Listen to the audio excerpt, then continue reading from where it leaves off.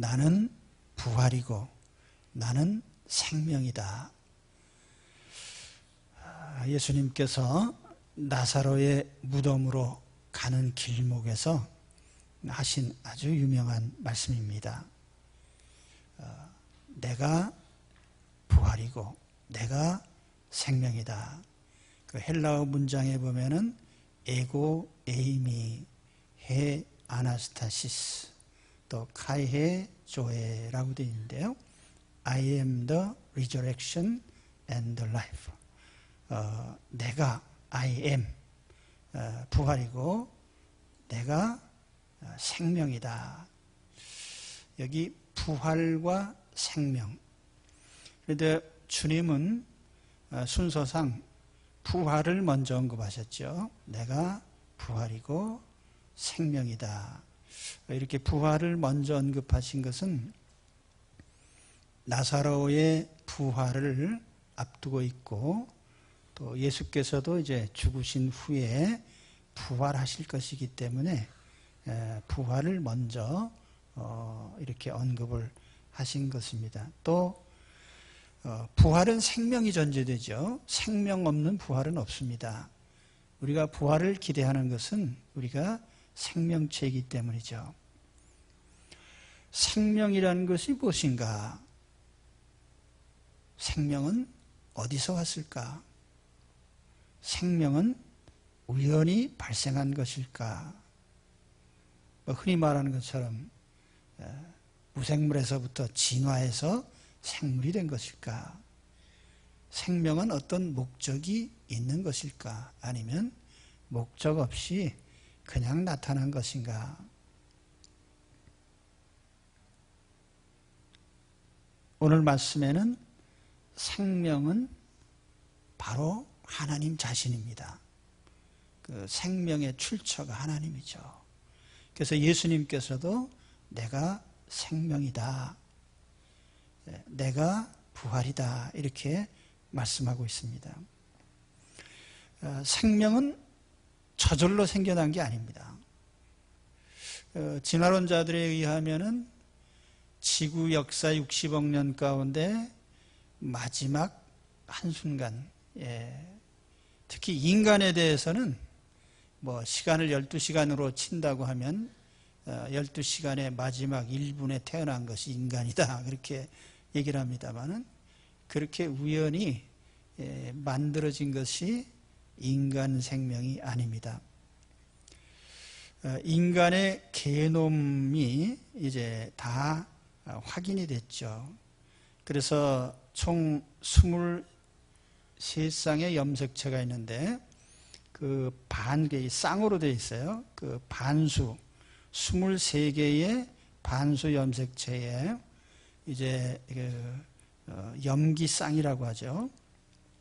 30억 9,500만 9,569만 3,981개.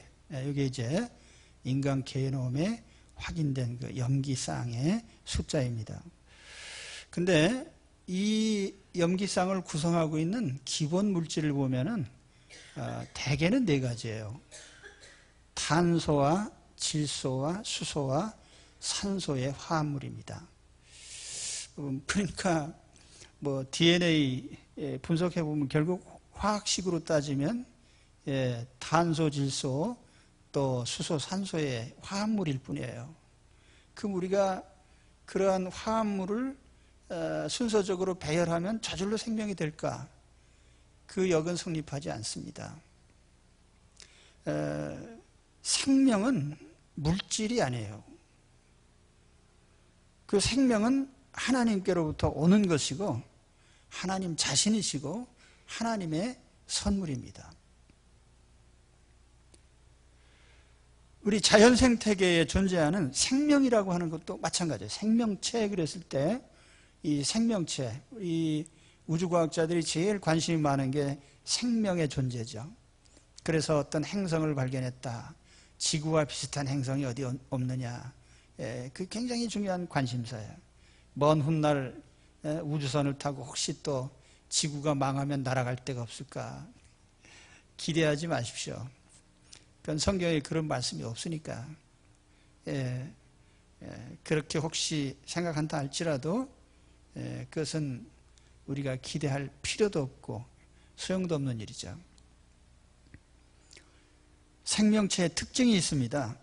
물질 대사가 일어나죠. 영양소를 흡수하고 또 합성하기도 하고 분해하기도 하고 에너지로 변화시키기도 합니다. 또 환경 변화에 예민하게 반응하는 그런 특성이 있습니다. 세포가 발생하고 생장하는, 성장이죠. 그런 생장의 능력이 있습니다. 생명체의 이러한 특징, 자기 복제를 하고 증식해가는 생식작용이죠. 증식작용. 생명체만이 가진 이런 특성이 있습니다. 그런데 이것을 우리가 물질로만 접근하면은 마지막에 가서는 결국은 탄소, 질소, 수소, 산소, 화합물일 뿐이에요. 거기서 우리가 어디에서 생명을 찾아낼 수 있습니까?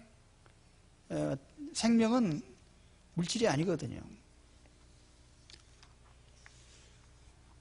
우리는 주님께서 내가 부활이고 생명이라고 한 말씀에 귀를 기울여야 됩니다.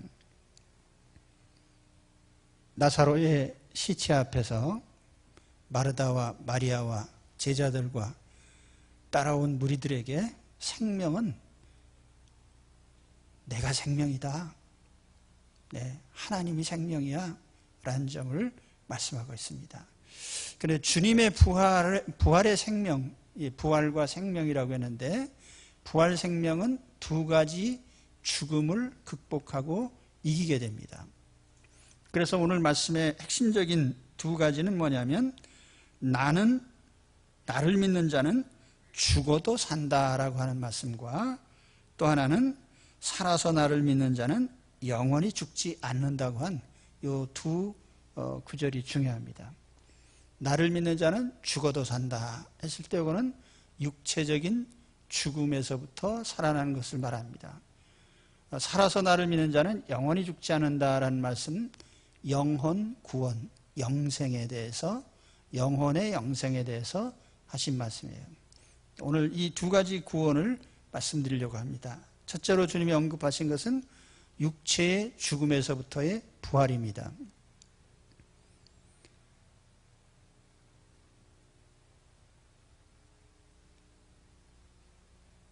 나를 믿는 자는 죽어도 살아난다.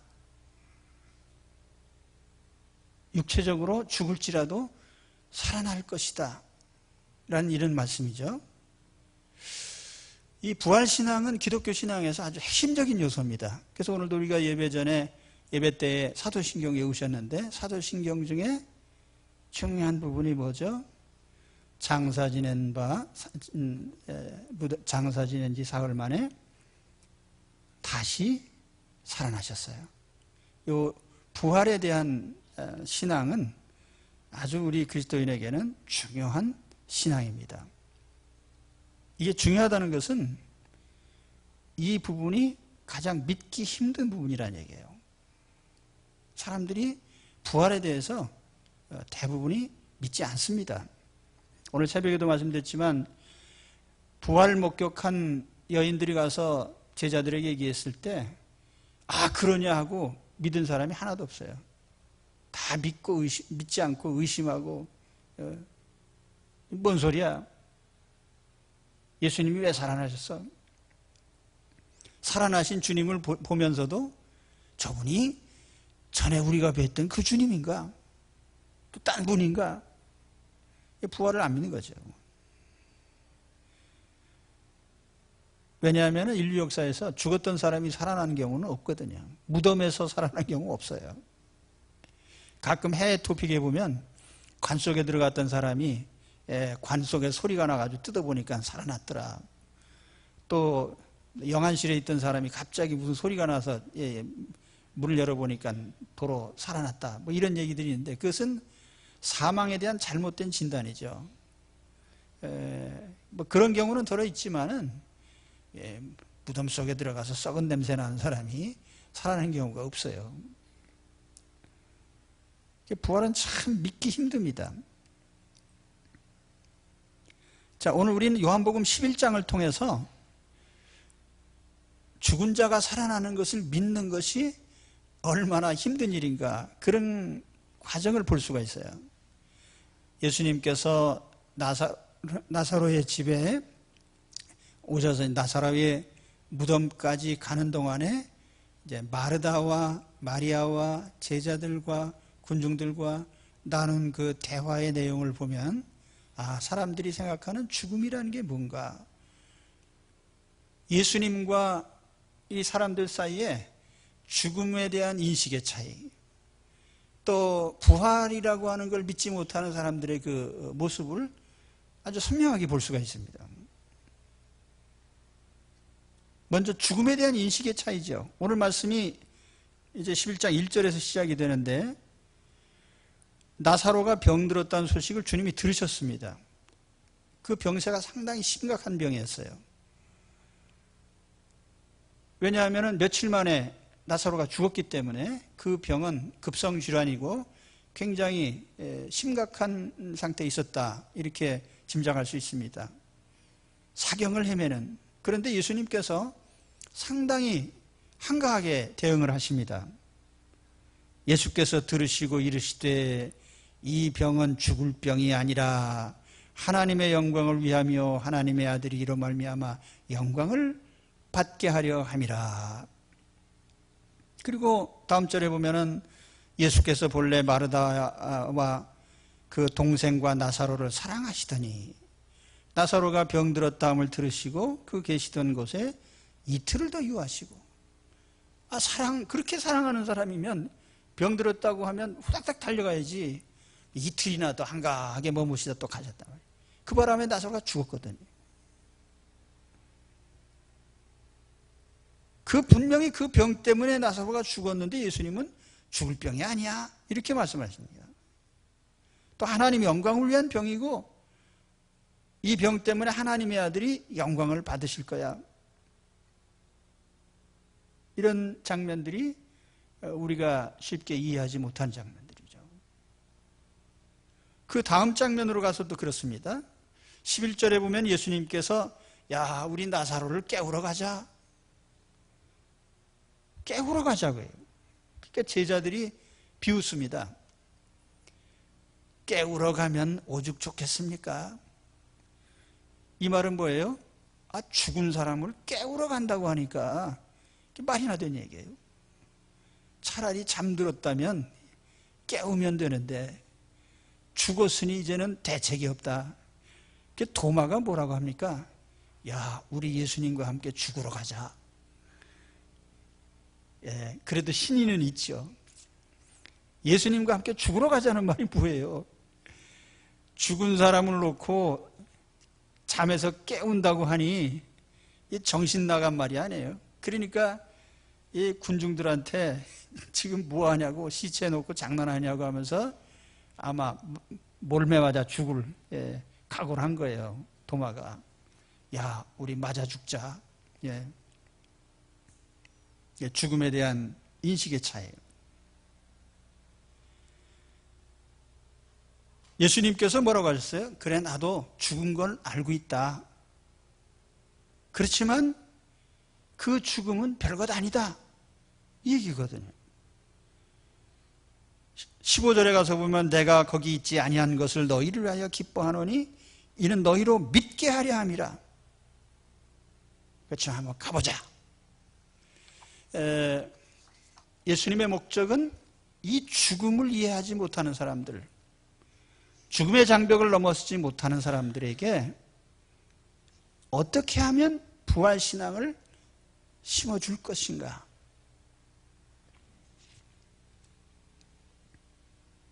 그 다음 이제 마르다와 대화 장면이 나옵니다. 예수님께서 나사로의 집으로 들어가지 않으시고 길에서 이제 마중 나온 마르다와 마주쳤습니다.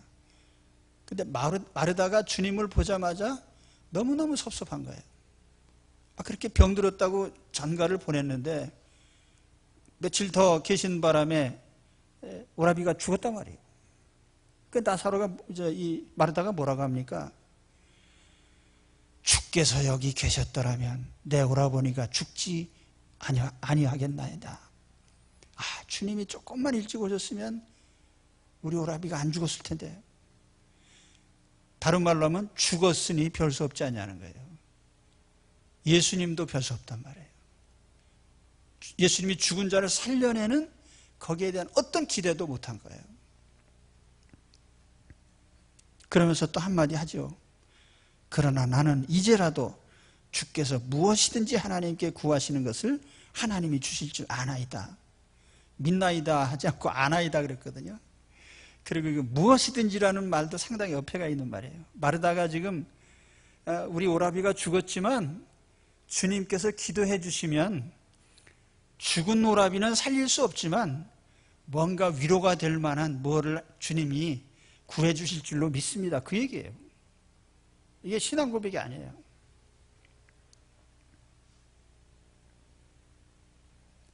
그래서 주님이 다시 말씀하십니다. 23절에 보면 내 오라비가 다시 살아나리라. 내 오라비가 다시 살아나리라. 근데 이 말에도 또 인식의 차이가 있어요. 마르다가 뭐라고 합니까? 마지막 날 부활 때에는 다시 살아날 줄을 내가 아나이다. 그것도 또 믿나이다도 아니에요. 알고 있습니다. 내가 유대인으로서 죽은 자가 부활한다는 교리는 내가 믿고 있습니다. 뭐 그런 정도예요.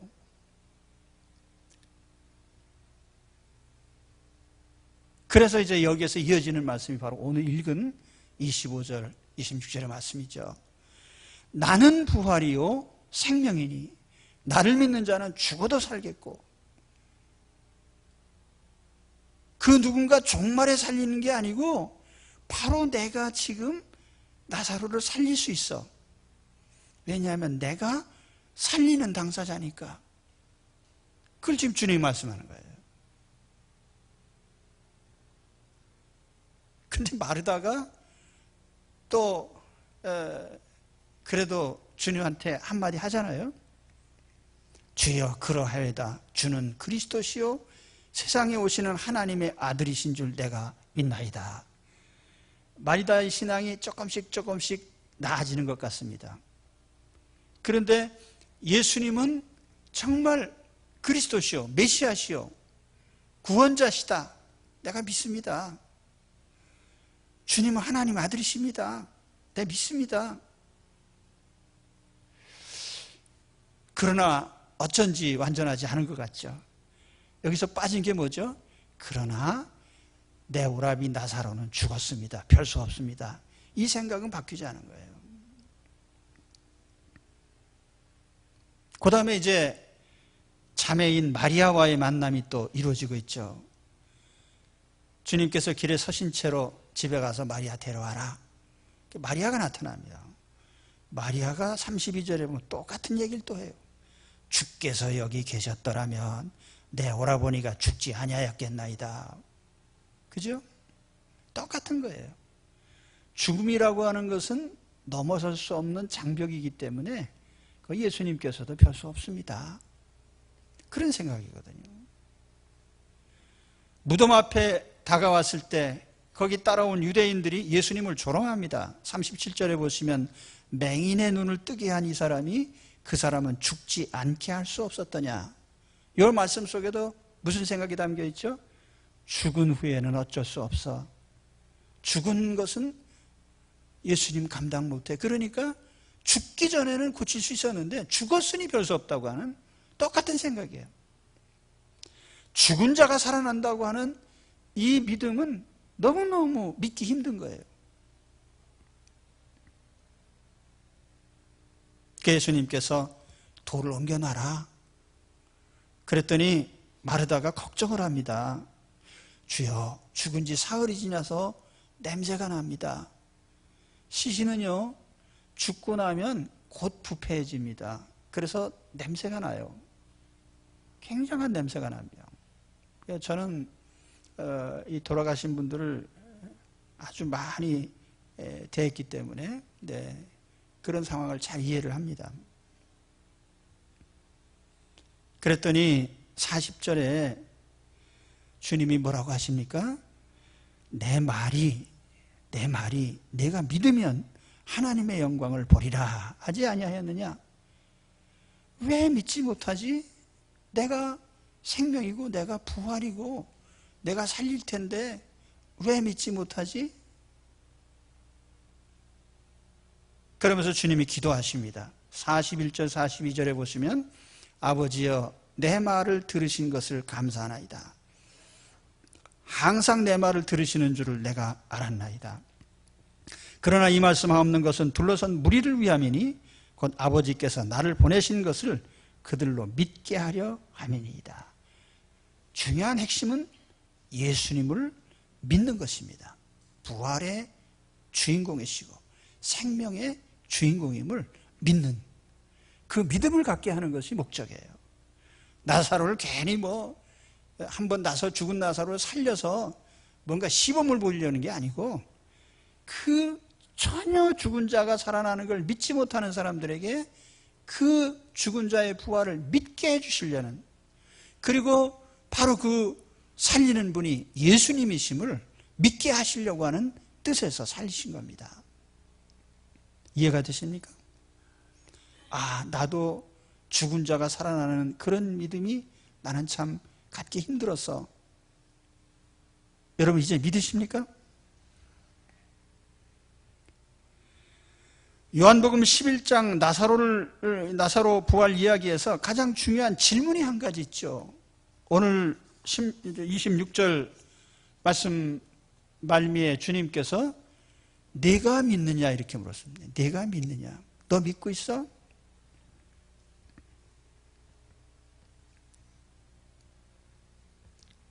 오늘 주님을 믿으십니까? 나를 살리실 주님 믿으십니까? 당장이라도 살리실 것을 믿습니까?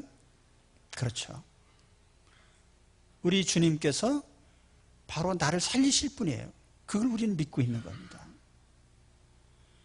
내가 죽을지라도 내 몸을 썩은 냄새나는 그 가운데서 다시 살려내실 분이 나의 주님이십니다. 할렐루야. 이 믿음으로 사셔야 돼요. 그러니까 지금부터는 어때요? 육체 죽음에 대해서 겁먹고 살지 마시라고요.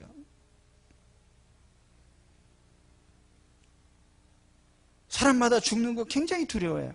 죽으면 어떡하지? 죽으면 다시 살아납니다. 내가 죽어서 시체가 되어 썩은 냄새가 나도 주님이 살리십니다. 썩어서 흙이 되어 다 분해된 것 같아도 주님이 다시 살려내십니다. 화장장에 가보면은 뜨거운 화장로에 멀쩡한 몸이 들어가면 한두 시간 후에는 재가 됩니다. 그럴지라도 하나님이 우리를 다시 살려내십니다. 네. 놀라지도 않으시고 고마워하지도 않으시고 그런가 보다. 그렇습니까? 예. 우리가 그런 사람이에요. 내 몸이 어떤 상황에 처할지라도 주님은 나를 살려내십니다. 우린 그 예수님 믿는 거예요. 우리 속에 부활의 씨가 있고 생명의 씨가 있는데 그것은 바로 우리 마음에 모시고 있는 예수님이에요. 예수님 때문에 우리가 살아나고 예수님 때문에 부활하는 거예요. 그러니까 이제 육체에 대해서 걱정을 놓으세요. 좀 병 들어서 아프면 죽을 병 아닌가? 어차피 사람 다 죽으려고 태어나는데요. 다 죽을 건데요. 그래서 어떤 사형수가 임금님 앞에 나와서 탄원이 한 가지 있습니다. 임금님께서 네 소원이 뭐냐? 저는 자연사 하는 겁니다. 사형수가 임금님 앞에 나는 자연사 하는 게 소원이라. 자연사 하나 사형당 하나 죽는 건 똑같은 거예요. 그러니까 여러분도 죽음의 방법을 선택할 때 어떤 죽음을 선택해도 똑같습니다. 결과는 죽는 거예요. 거기서 우리가 주님의 주님이 날 살려내실 것을 기대하면서 사시기 바랍니다. 그 믿음을 가지라는 거예요. 또 한 가지는 그 다음 구절이요. 살아서 나를 믿는 자는 영원히 죽지 않는다. 이 말씀이에요. 이건 영혼 구원을 말씀한 겁니다. 영혼의 죽음에서부터 우리를 건지신 겁니다. 살아서 나를 믿는 자라는 이 말은, 여기 살아서라는 말은 육체가 살아있을 때, 이 세상에 생존하는 동안에 예수님을 믿으면 영원히 죽지 않는다는 말은 육체적 사망이 없다는 말이 아니고 내 영혼이 죽지 않게 된다, 그 말이에요. 자, 영혼이 영원히 거주한다는 것, 영혼이 죽지 않는다는 것은 이것은 우리가 좀 정확히 이해를 해야 될 부분이에요. 본래 우리의 영혼은 죽지 않는 존재입니다. 불멸적인 존재, 불사적인 존재, 영어로 하면 immortality죠. 죽지 않는 존재, 불사적이고 소멸되지 않는 존재로 우리의 영혼은 창조하셨어요. 그러면 가만 놔둬도 영혼이 존재하는데 그거 영생 아니에요? 그래서 성경이 말씀하는 영생은 바로 그런 영생이 아니고 하나님의 품 안에서 영원히 사는 것을 말하는 거예요. 하나님 품 안에 영원히 사는 것이 우리가 바라는 영생입니다. 그러면 하나님 없는 곳에서 영원히 사는 것은 성경은 뭐라고 해요? 영벌이라고 합니다. 영벌. 근데 하나님 없는 곳이라고 점잖게 표현한 것이지, 한 단어로 표현하면 지옥이에요, 지옥. 그러니까 이 땅에서도 지옥에 사는 사람들이 대부분입니다. 왜냐하면 하나님 없이 사니까.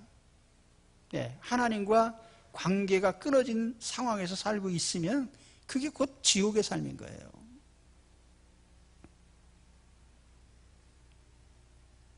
우리가 예수 그리스도로 말미암아 육체의 부활을 얻지만 더 중요한 것은 영혼이, 우리의 영혼이 하나님 품 안에 영원히 살게 되는 것입니다. 이 영혼 구원의 의미를 깊이 이해해야 돼요. 우리 영혼은 인격체입니다. 육체 안에 독립된 존재예요. 그렇기 때문에 영혼이 우리 육체에서 떠나면 육체가 죽는 거예요. 영혼과 육체가 나눠지는 게 육체적 죽음이에요. 영혼이 육체를 떠난다고 해서 사라지거나, 흔히 잘못 생각하는 것처럼 무슨 구천을 떠돌거나 그런 게 아니에요. 사람의 영혼은 육체에서 떠나는 순간에 하나님의 품에 이르든지 하나님 없는 곳에 이르든지 둘 중에 하나입니다.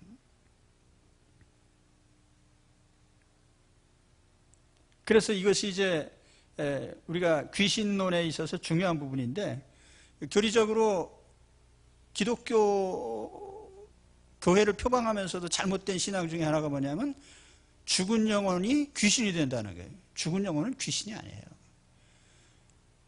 사람은 인격체입니다. 육체 안에 있을 때나 육체를 떠났을 때나 인격체인 건 동일한 거예요.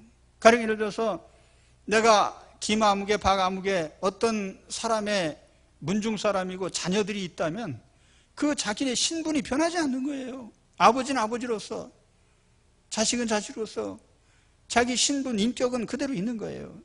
그러니까 귀신이 되어서 후손에게 와서 뭐 해코지를 하고 뭐 한다고 하는 거는, 그거는 다 잘못된 거예요. 그러면 조상을 빙자하는 건 뭐예요? 그거는 귀신이죠, 귀신. 귀신이 와서 대신 대접을 받는 거예요. 그래서 우리가 이걸 잘 알아야 돼요. 아무튼 우리는 이 땅을 떠나는 순간에 우리는 두 처소로 가게 되는데요. 제가 설교 대신에 성경을 한 군데 읽어드리겠습니다. 누가복음 16장 19절에부터 제가 읽어드립니다. 한 부자가 있어 자색옷과 고운 베옷을 입고 날마다 호화롭게 즐기더라. 그런데 나사로라 이름하는 한 거지가 헌데투성이로 그의 대문 앞에 버려진 채 그 부자의 상에서 떨어지는 것으로 배불리려 하며 심지어 개들이 와서 그 헌데를 핥더라. 이에 그 거지가 죽어 천사들에게 받들려 아브라함의 품에 들어가고 부자도 죽어 장사되매 그가 음부에서 고통 중에 눈을 들어 멀리 아브라함과 그의 품에 있는 나사로를 보고 불러 이르되 아버지 아브라함이여 나를 긍휼히 여기사 나사로를 보내어 그 손가락 끝에 물을 찍어 내 혀를 서늘하게 하소서. 내가 이 불꽃 가운데서 괴로워하나이다. 아브라함이 이르되 예 너는 살았을 때에 좋은 것을 받았고 나사로는 고난을 받았으니 이것을 기억하라. 이제 그는 여기서 위로를 받고 너는 괴로움을 받느니라. 그뿐 아니라 너희와 우리 사이에 큰 구렁텅이가 있어 여기서 너희에게 건너가고자 하되 갈 수 없고 거기서 우리에게 건너올 수도 없게 하였느니라. 이르되 그러면 아버지여 구하겠노니 나사로를 내 아버지에 보내소서. 그 형제 5이 있으니 그들에게 증언하게 하여 그들로 이 고통받는 곳에 오지 않게 하소서. 아브라함이 이르되 그들에게 모세와 선지자들이 있으니 그들에게 들을지니라. 이르되 그렇지 아니하니이다. 아버지 아브라함이여 만일 죽은 자에게서 그들에게 가는 자가 있으면 회개하리이다. 이르되 모세와 선지자들에게 듣지 아니하면 비록 죽은 자 가운데서 살아나는 자가 있을지라도 구원함을 받지 아니하리라 하였다 하시니라. 그 예수님의 비유의 말씀인데요, 이 땅을 떠난 영혼은 정한 처소로 갑니다. 영혼이 불면한다고 해서, 영혼이 계속 존재한다고 해서 다 행복한 건 아니에요. 우리가 세상에서 그렇잖아요. 오래 산다고 다 행복한 겁니까? 오래 살면서 고통과 괴로움을 당하면 그건 고문이에요. 영원히 지옥에서 산다면 차라리 존재하지 않는 것이 낫습니다. 영혼은 소멸되는 존재가 아니에요. 그래서 우리 영혼은 살고 싶지 않아, 존재하고 싶지 않아 그렇게 말한다고 해서 사라질 존재가 아니에요. 육체는 그럴 수 있어요. 그래서 가끔 가다 보면은 세상이 너무 힘들어서 삶을 포기하는 분들이 있습니다. 내 육체만 없어지면 그만인지 하고. 그런데 그 영혼은 어떻게 할 거예요? 영혼은 없어지는 게 아니에요. 그래서 우리는 육체의 행복보다도 영혼의 행복을 찾아야 되는 거예요. 그것이 영혼 구원이죠. 예수님께서 우리에게 주신 이 부활 생명의 의미 가운데 더 중요한 의미는 우리 영혼의 생명이에요. 영원히 사는 건 뭐라고 그랬죠? 하나님 품 안에 영원히 사는 게 영생이에요.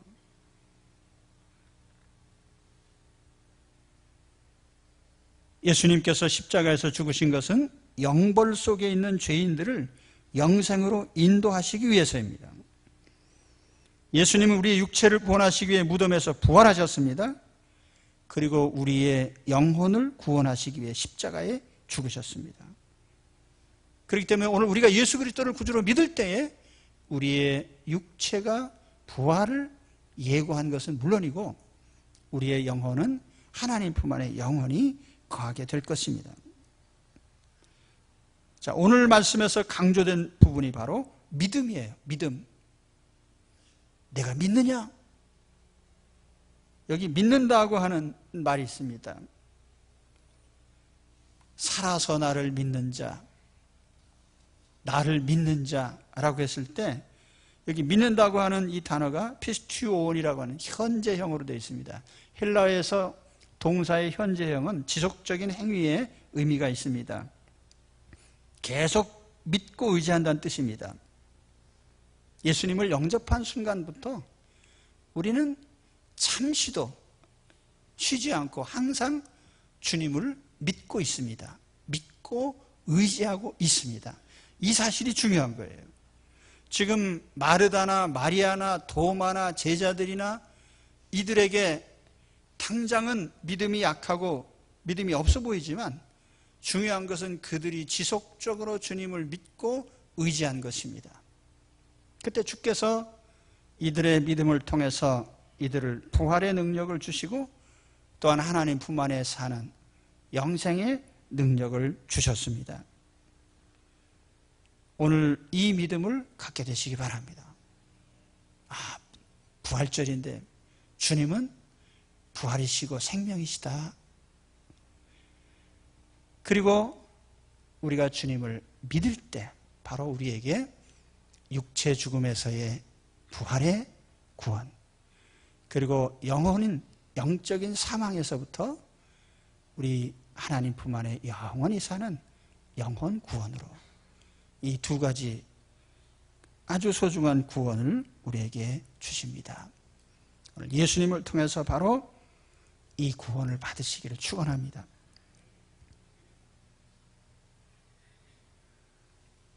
예,